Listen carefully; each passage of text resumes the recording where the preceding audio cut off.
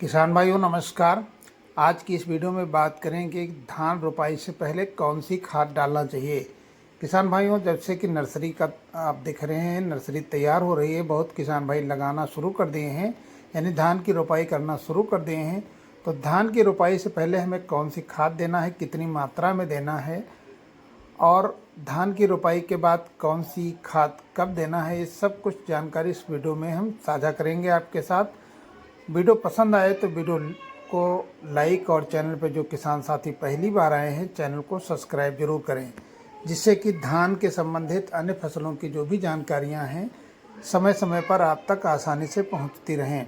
किसान साथियों, बात करते हैं कि जैसे धान की नर्सरी तैयार होने लगती है, हमारे बहुत सारे किसान भाई अपने खेत की तैयारी में जुट जाते हैं। तो खेत की तैयारी करते समय यानी अंतिम जुताई या फिर जो आप लेवा लगा रहे हैं, पाटा चला रहे हैं, उससे पहले आपको डालना है सिंगल सुपर फास्फेट यानी एसएसपी खाद। एसएसपी खाद की अगर हम बात करते हैं कि इसमें कौन कौन से पोषक तत्व पाए जाते हैं और इसको डालने से क्या फ़ायदा मिलता है, तो किसान साथियों इसकी मात्रा कितनी होनी चाहिए। जो भी हमारे किसान भाई रोपाई कर चुके हैं या रोपाई अभी तक नहीं किए, करने जा रहे हैं, तो उसमें पहले से आप सिंगल सुपर फास्फेट का प्रयोग कर लें। या जो किसान भाई रोपाई कर चुके हैं अपने खेत में, जैसे कि धान लग चुका है, उसके 3 या 4 दिन के बाद जब पानी लगा रहे हैं उसमें भी सिंगल सुपर फास्फेट का इस्तेमाल कर सकते हैं। अगर इसमें हम बात करते हैं कि ये हमारे पौधे में क्या क्या काम करता है, यानी धान की फसल में खास तौर पे देखा जाए तो अपने पौधे को कई ऐसे पोषक तत्वों की बहुत ज़रूरत होती है, जो हमारे कुछ ऐसे पोषक तत्व सिंगल सुपर फास्फेट के माध्यम से प्राप्त हो जाते हैं। तो किसान साथियों, इसमें एक ऐसा फास्फोरस तत्व है जो अपने पौधे को बहुत ज़रूरत होती है।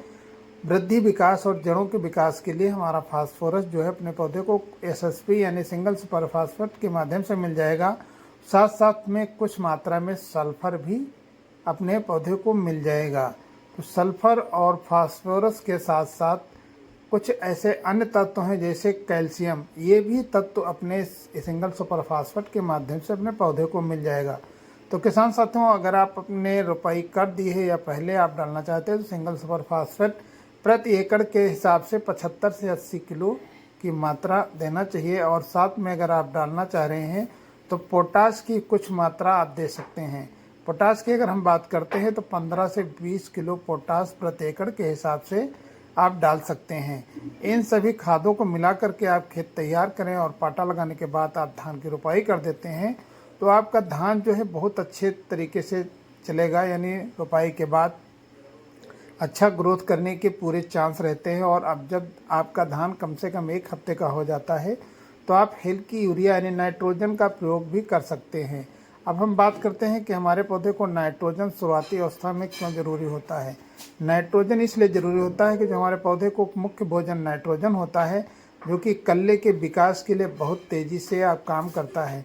तो किसान भाइयों, हल्की खुराक यानी 20 से 25 किलो नाइट्रोजन यानी यूरिया की मात्रा आप अपने खेत में सिंचाई जो कर रहे हैं धान रोपाई के बाद उसमें दे देना चाहिए 1 हफ्ते के बाद, जिससे कि आपके पौधे में जो ग्रोथ है वो चलता रहेगा और कल्लों की संख्या शुरुआत से फुटाव होगा तो उत्पादन अच्छा होगा।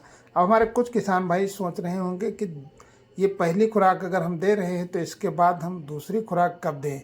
तो किसान साथियों, अगर दूसरी खुराक आप देने जा रहे हैं तो दूसरी खुराक की अगर हम बात करें तो ये आपका समय अवधि कम से कम 25 से 30 दिन होना चाहिए। 25 से 30 दिन के आसपास आप दूसरी खुराक दे सकते हैं, वो भी हल्की सी, जिसमें कि आप माइक्रोन्यूट्रेंट के साथ साथ यूरिया यानी 20 से 25 किलो यूरिया प्रति एकड़ के हिसाब से माइक्रोन्यूट्रेंट के हिसाब से मिलाने के बाद कम से कम 5 किलो प्रति एकड़ के हिसाब से माइक्रोन्यूट्रेंट जिंक और 20 से 25 किलो यूरिया आप दे सकते हैं, ताकि आपके पौधे को बराबर यूरिया मिलती रहे। जानकारी अच्छी